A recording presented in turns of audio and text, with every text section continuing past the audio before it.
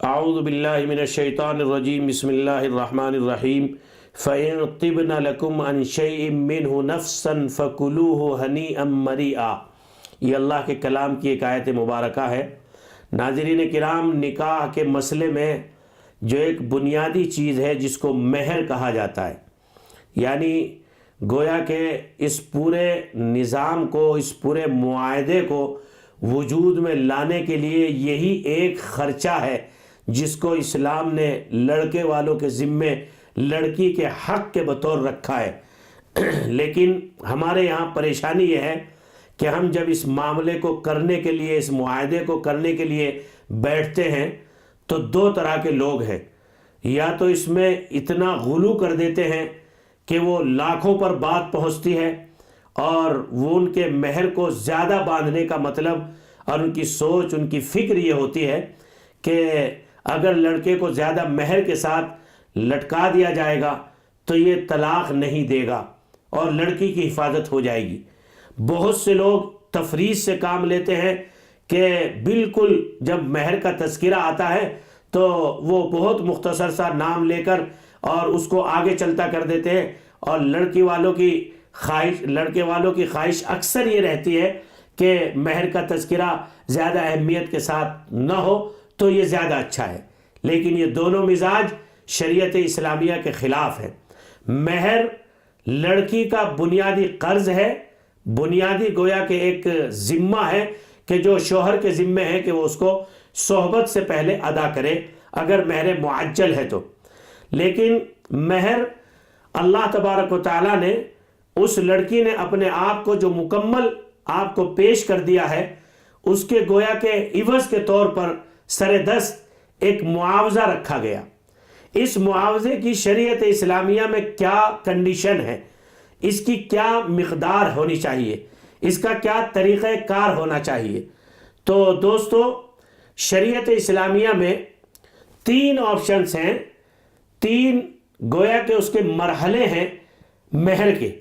Number 1 کہ ہم حضرت نبی پاک علیہ السلام کی ذات عالی کی جو لخت جگر ہیں، سیدہ فاطمہ رضی اللہ تعالی عنہ، ان کے نکاح کے وقت میں نبی پاک علیہ السلام نے جو مہر طے فرمایا، اس مہر کو ہم اپنی بچیوں کے لیے نکاح میں مقرر کریں۔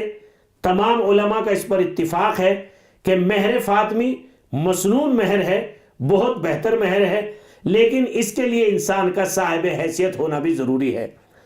دوسرا مہر اگر یہ ممکن نہیں ہے تو مہر مثل ہے، یعنی اس لڑکی کا جس کا نکاح ہو رہا ہے تو اس کے خاندان میں اس کے تایا ہیں، چچا ہیں، خالو ہیں، اور جو اس کے رشتہ دار لڑکیاں ہیں، ان کا جس انداز کا مہر بنا ہوا ہو اسی کے مثل مہر باندھ دیا جائے۔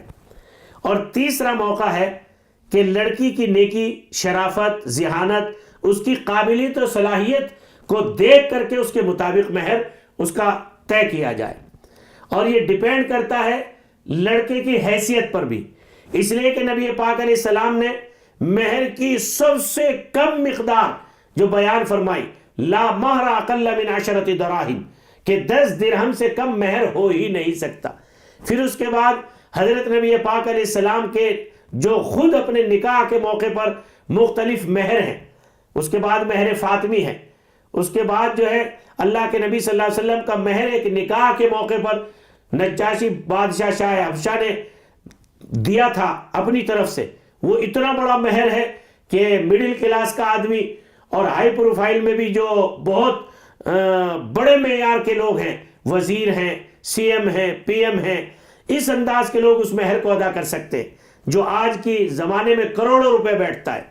لیکن 4 قسم کے مہر نبی پاک علیہ السلام کی پاکیزہ زندگی میں پائے جاتے ہیں، اس لیے کہ 4 ہی قسم کے لوگ ہیں، بہت ہائی پروفائل، اس سے کچھ ہلکے، مڈل کلاس، اور اس سے بالکل لیبر کلاس۔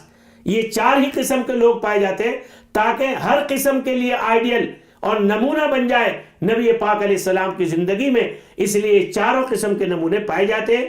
ہم جس وقت میں اس مسئلے کو کرنے کے لیے چلیں تو اپنے مقامی مستند عالم دین سے رابطہ کر کے مہر کے مکمل مسائل کو ہم حاصل کریں، تاکہ اس سلسلے میں کوئی جو ہے وہ شریعت اسلامیہ کے خلاف ورزی نہ ہو اور ہم اس سلسلے میں کوئی بھول نہ کر بیٹھیں۔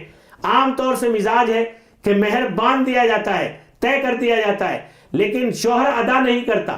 شوہر کا مزاج ہے معاف کرا لیں گے۔ ارے بھائی قرض اس کا ہے، حق اس کا ہے، اس کو ادا کرنا ہے۔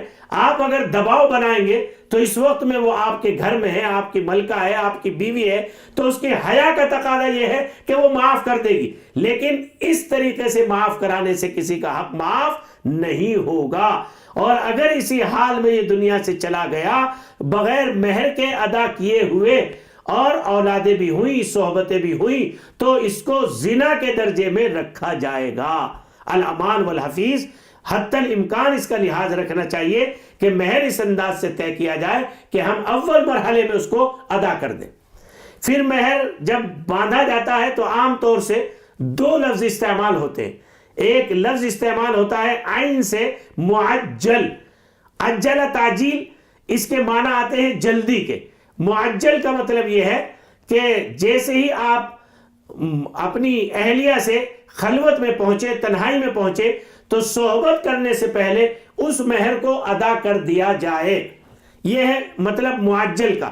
اور اگر آپ نے رجسٹر میں نکاح میں مہر تو باندھا، لیکن مہر باندھتے وقت میں یہ لکھوایا مؤجل، یعنی حمزہ سے تاخیر کے ساتھ، تو یہ جب بھی لڑکی طلب کرے گی، جب اس کو ضرورت ہوگی 2 مہینے بعد، 1 مہینے بعد، 2 سال بعد، 10 سال بعد، تو فوراً آپ کو اس کا قرض اور اس کا حق دینا پڑے گا۔ اپنی طرف سے معاف کرانے کی کوشش کرنا یہ مرد کی غیرت کے بھی خلاف ہے اور اسلامی اصول اور اسلامی انصاف کے بھی خلاف ہے۔ کسی کا حق دینے سے ادا ہوتا ہے، زبردستی معاف کرانے سے وہ حق ادا نہیں ہوتا۔ ہاں البتہ ایک پہلو ہے کہ اگر لڑکی اس درجے باشعور ہے اور وہ یہ سمجھتی ہے کہ شوہر پر جو میرا مہر ہے، شوہر بھی میرا ہے، شوہر کا گھر بھی میرا ہے، شوہر جو کمائے گا وہ بھی میرا ہے، اس لیے اس سے مانگ کر کیا کروں، اور وہ اپنے اخلاق اور حیا کو سامنے لا کر یوں کہتی ہے آپ کے پاس جو میرا مہر کا حق ہے میں دل کی خوشی کے ساتھ اسے معاف کرتی ہوں، آپ کا مال اور میرا مال کس نے تقسیم کیا؟ یہ وفا شعار بیوی ہی کر سکتی ہے، تو کس نے بانٹا؟ میں معاف کرتی ہوں۔ تو پھر قرآن کہتا ہے فَإِن طِبْنَ لَكُمْ عَنْ شَيْءٍ مِّنْهُ نَفْسًا فَكُلُوهُ هَنِيئًا مَرِيئًا، کہ اگر عورت اپنی دل کی خوشی کے ساتھ اس مہر کو معاف کر دے تو پھر وہ تمہارے لیے تحفہ ہے، تمہارے لیے گویا کہ مال ہے، اس کو خوشی کے ساتھ استعمال کرو، پھر اس کو استعمال کرنے میں کوئی حرج نہیں ہے، اور گویا لڑکی کا مہر بھی ادا ہو جائے گا۔